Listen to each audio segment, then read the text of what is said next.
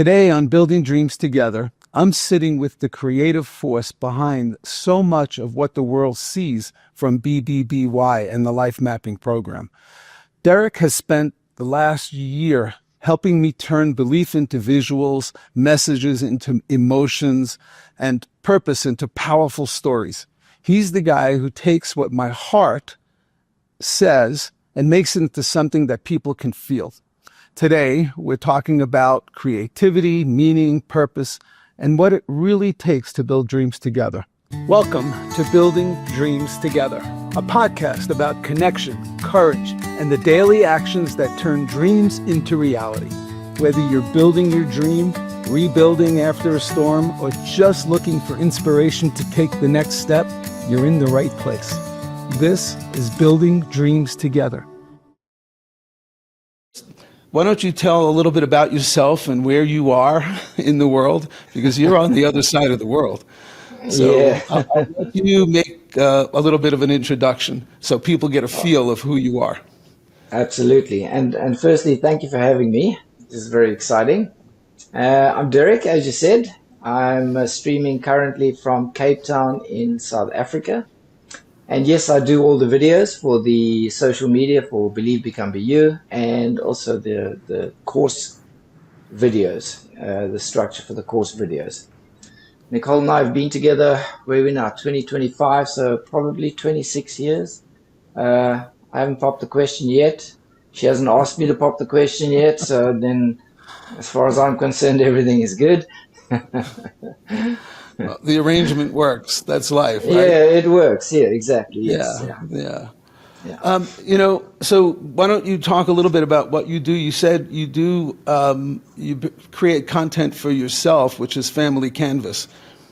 Our channel is called Searching for Coconuts, and it's a channel that was born in the time of COVID, like a lot of other ideas that came along. Now, COVID was a great time for us as individuals and as a couple, as families, because we got to spend 7-8 months at home doing nothing. And never in my adult life did I ever get a chance to do nothing. And it was great just to stop and, take inventory of where you are and what you want to do. So we couldn't go out. We couldn't go do things. It was great. We said, right, let's just stop. And during that time, I started the channel Searching for Coconuts. So I'm an animator and video creator. So I created sailing tutorials with 3D animation, which is something that at that stage nobody else was doing. So I kind of found a gap. And I had all this time in my hands where I could sit and focus and make these tutorials, and the channel really took off because nobody else was doing it. And I come from a background where the last 12, 14, maybe even 15 years, I've been teaching mostly water sports skills, so sailing, windsurfing, kite surfing, surfing. So I'd been able to create a skill within myself where I could teach. And I could teach anybody from different walks of life, from different nationalities, etc. So I started putting these videos together, and it really, really took off. And that became our channel. That became Searching for Coconuts. When we eventually then moved onto the boat, and we started vlogging that experience as well, and just letting folks know what we're doing. And that is Searching for Coconuts. At what age? So this was during COVID, is what you're saying. So just a few years ago, it's like recreating yourself. You had to recreate who you are, what you're doing, how you're doing it.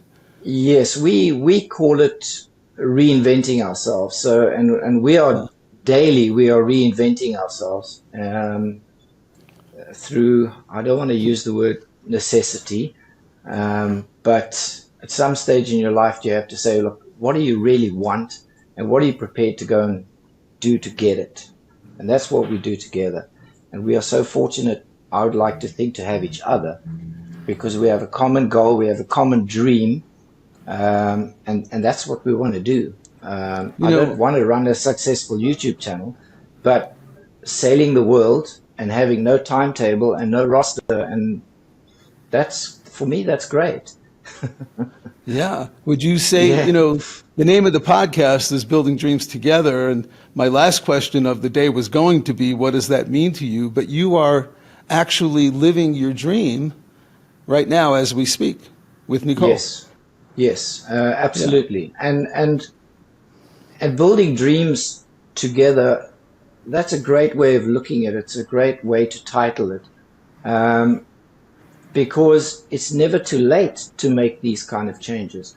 I'm not in a stage or age in my life where I should be making those kind of changes according to society, but I don't Yeah. really care what society says. We have a goal together. We're building the dream together. We're living the dream together. You're right. We are living that dream right now. Yeah. And for me, I'm over the moon. That's what I want to do. And then I'm making videos sitting in front of my laptop. Um, at home for someone like you. What more do you need? It's Yeah. fantastic. Yeah. Yeah. It's interesting because, we've talked about this many times that I'm a believer that people come into your lives for a reason, and how we are connected. Not only do we share the same hairstyle, but but we share living a dream together, and it's never too late to kind of recreate yourself. I mean, here I am at 69 years old, right? And Hmm. I don't need to be doing this. It's just what I want to do. It's a desire. It's a burning inside of me that to share my stories with the world and to help people build their dreams. Hmm. We had talked about the difference between a goal and a dream. And a goal is something that you set out to do. It's something that, like, my goal, I've talked about this in the past, my goal was to do this. That's a goal, Hmm. do a podcast. Living the dream was living the person that actually created this, the journey. It's living it on a daily basis. So I'm glad we touched on that. My question to you next is, how long ago did we meet? When was that? I would guess about a year and a half, just over a year and a half. Yeah. And if I have to, I would say probably next year, April, May would be 2 years. So when we first talked, what made Hmm. you want to connect and get involved with the I Believe in Me program, with the Believe Become Be You platform, the message that I'm sending out?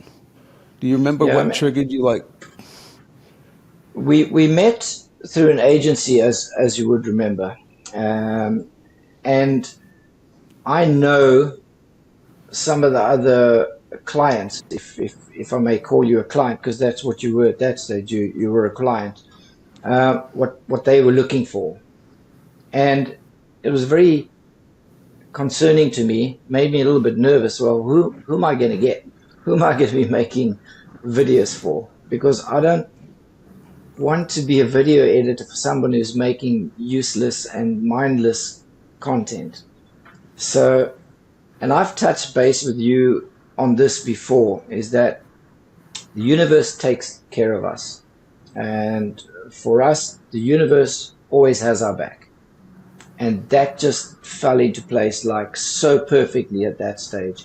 It couldn't have been matched more perfect, because the universe has always looked after us. And Nicole and I, we have a saying, it is what it is. So if something happens, it is what it is. But in a few months' time or a few years' time, you look back and say, that's why it happened. So, not to fight those kind of things that happen to you. So the universe always has my back.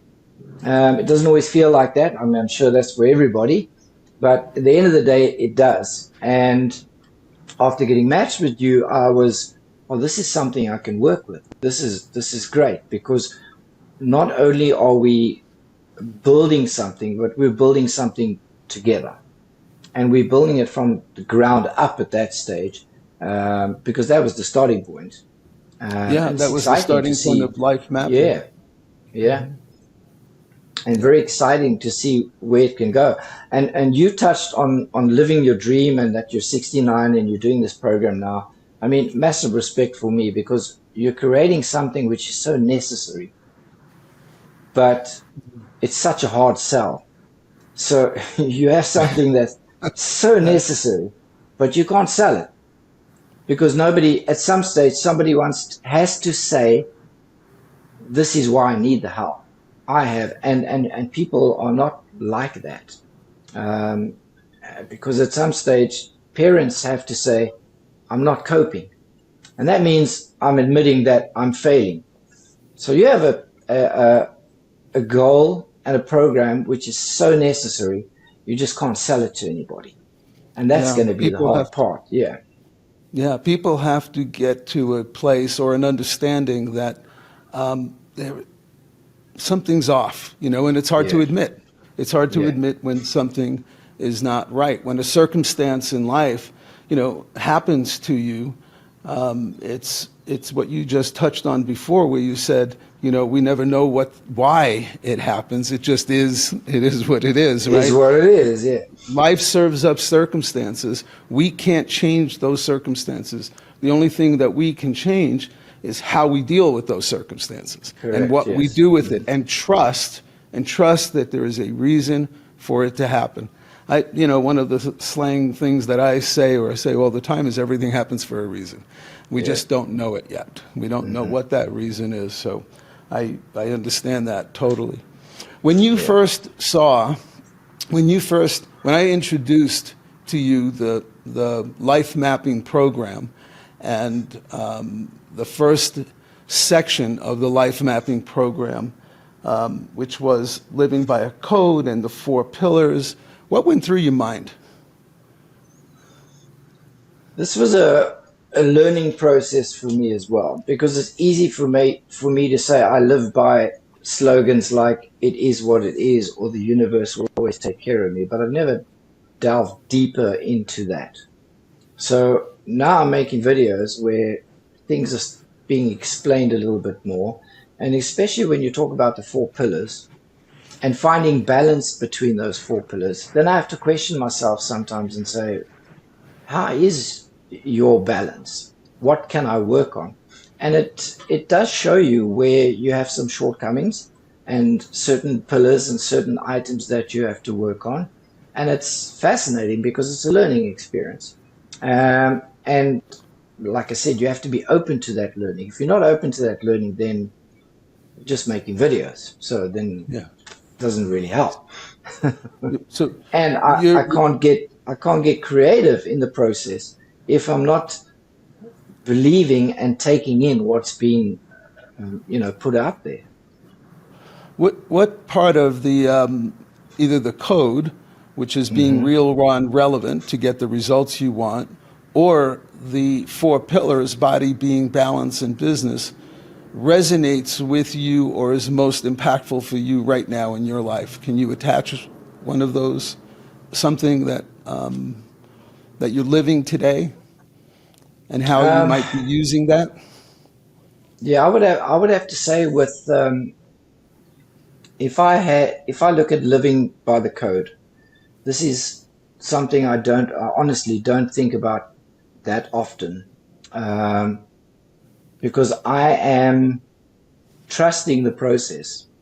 As far as the 4 pillars go, I tend probably too much to focus on the body pillar because I'm always trying to look after my health. So for me, that's kind of everything.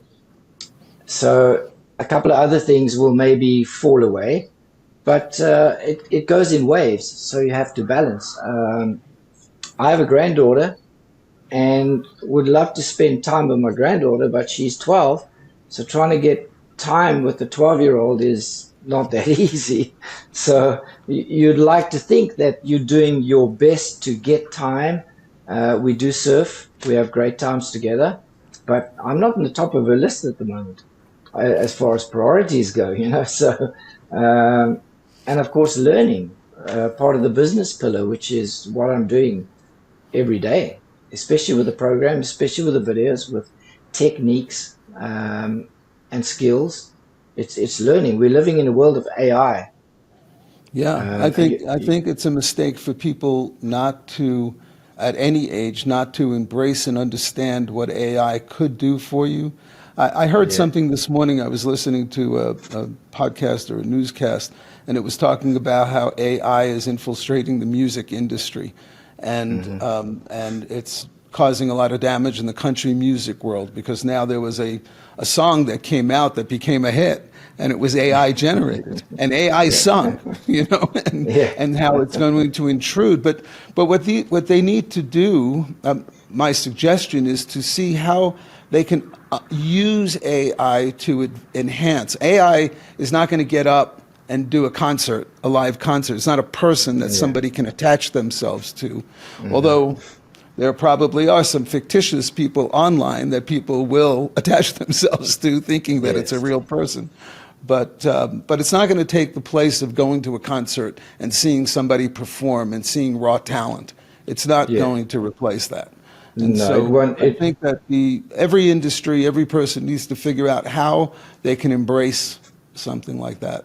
Absolutely. And It's music is a good example because yes, there are AI generated songs. So what? If you look at some of our biggest selling artists nowadays and what they're singing is rubbish. And it gets mass produced and written by people who sit and write these things all the time. And then a couple of people put a beat to it. So what's better? AI would probably make a better song than some of the stuff that's out there nowadays. Yeah. more meaningful song for sure Absolutely. because Yes. it gathers a lot of intelligent data that's out there, and a lot Yeah. of people that are probably writing music today are using AI as well. Yeah. I'm sure there Absolutely. are. I mean, Yeah. it's if they're not, then I believe that they're missing missing I heard a something. very interesting quote, and this is months back, where someone said, "Don't be scared that AI is going to take your job. Somebody who knows how to use AI is going to take your job." And that's Yes, true. Yeah. yeah, I agree. I agree with Yeah. that. So let me take you to a personal question. If you're willing to share, what was the biggest hurdle? What was your biggest challenge in life that you've ever had to overcome? And how did you do that? First of all, I didn't do it alone. Um, I was stuck for years, most of my adult life, working in an industry that I did not enjoy. Yes, I was very good at it, but it took away time with my family. It took away free time and caused a lot of stress. And getting out of that was something that probably had to happen at some stage. And it took a small step and it took a lot of support to do that. I was working in tourism and restaurants for my whole life. That means working evenings only. That means not seeing Nicole. She's working in retail. So we're passing each other every single day. Um, and my best friend got married in France. And the father of the bride rented this chalet of 14 double rooms, 15 double rooms. And he was one friend that I said, if he gets married, we have to go. And so Nicole and I made a plan to go to France and to go to this wedding. And if you're going to go to France, it's not just going to go to the wedding. You want to see the winelands and you want to do a bit of traveling and camping. And this is rural France. And we saw people living their lives very different to what we live here or most Western societies. They're not chasing materialistic wealth. They're working on their own time schedules, etc. And when we came back, I said to Nicole, I want to quit all this. And I want to go get my license to teach kite surfing. And she said, do it. I'm with you. And I went back to my work. And the first day I got back to work after my holiday, they laid a list of things on the table. Okay, this is what happened while you were not here. We have to do this. And I said, let's not even go there. I'm resigning right now. And I took my last paycheck and I did my instructor course to teach kite surfing. I knew nobody in the industry. I had no job lined up. Just in the belief that if you take the first steps, things will happen. And things happen pretty fast, actually. And things happened and fell into place really nicely. Where before I knew it, we're living in the Maldives, which is tropical paradise. Nicole and I together, doing a job I loved, working with people I loved, and earning good money. And Awesome. going from that industry into where I am now, that was the biggest hurdle. But if I think back, it was kind of the easiest hurdle because I had support. I didn't have someone who said, you can't do that. That's risky, because it was risky. But we kind of was at the stage where I had to make a change, and that worked out great. And I'll tell you an interesting story if you have time. Sure. You know, when The Secret came up, if you remember The Secret, I do. and The Secret at one stage was a very big thing. And Nicole and I watched The Secret, read The Secret together, and decided that, okay, let's do a couple of things. The first thing, the gratitude stone. Yes, we did that. But let's make a vision board. And we made a vision board in our apartment. And that stayed up for years, and we didn't think about that vision board at all. Went to France, came back, did my instructor license, started teaching kite surfing, ended up in the Maldives. I think within the first year of the Maldives, and we started traveling Asia, we were having a drink one day at sunset, and I said, you know what? We are living our vision board. And then we sat back and thought about everything that we'd put on that vision board, we'd actually lived, except for the Wow. big pile of money that was in the middle of the vision. That didn't quite But work out. But we yeah. had the finances to do everything that was around it. Yeah. So that was I'll say very, that very that cool. big pile of money that was in the middle was the richness of life, and you've Yeah. lived the richness of life. And Yeah. that was the big pile of money. You're like a living perfect example of our whole program. I mean, the I Yeah. Believe in Me program is so centered around visualization, seeing your Mm. future, being it, living it in the moment, living as if it was true today and creating it. And you just summed it up and gave a Yeah. perfect example for And people of how you did that. it's very difficult to explain that, or I don't want to use the word teach, but try people understand that we are at a situation right now that we know. It's not that we hope, we know things are going to work out. When you get to that stage, then very little can stress you out, Yeah, because it doesn't really matter. It's going to yeah. work out. Yeah. It's the first word. It's the first word in our platform. Believe, believe, Yeah. become, be you. Hmm. Believe it, and that's it. It's a coming from a knowing, coming from a certainty, trusting your instincts, trusting yourself, and just it. And then with that, isn't there a calmness? It just Absolutely. there's a calmness that Yeah. comes over you that you Absolutely. become Yeah. nothing stresses you out anymore. Yeah. There's a It. calmness about doing, yeah, the calmness about living Yeah. life. That's amazing. But like I said, it's not something you sell easily. So Yeah, it's, uh, people need to believe that their life can change. You're not yeah. going to persuade someone to make them believe that their life can change. But you're right. There's a calmness about it. It is what it is. It comes from sharing. I think that the way that we'll do it are conversations like this for people to listen to other people who are living that kind of life. And is there any kind of truth to what they're saying? Maybe there is. Maybe I can, learn to trust myself. I'm hearing it. I'm seeing it happen with several people, like many Yeah. people that I'll have on this podcast, like yourself. And I want everyone to know we didn't rehearse this. This was a. No. I just asked you if you would be on this yesterday, Yeah. So this is spontaneous and it's happening. If I have maybe one or two more questions, and then we'll bring Sure. this to an Hmm. end. But your journey If you were to sum up your journey, what has it taught you about life and yourself, and what would you love for other people? Like, how would you not teach but share with other people an inkling of this is how I got here, and maybe it Hmm. works for you. Yeah. And again, you have to believe that things are going to work out. Yeah, And I think people get maybe frustrated or don't trust the process when things don't work out exactly how it should.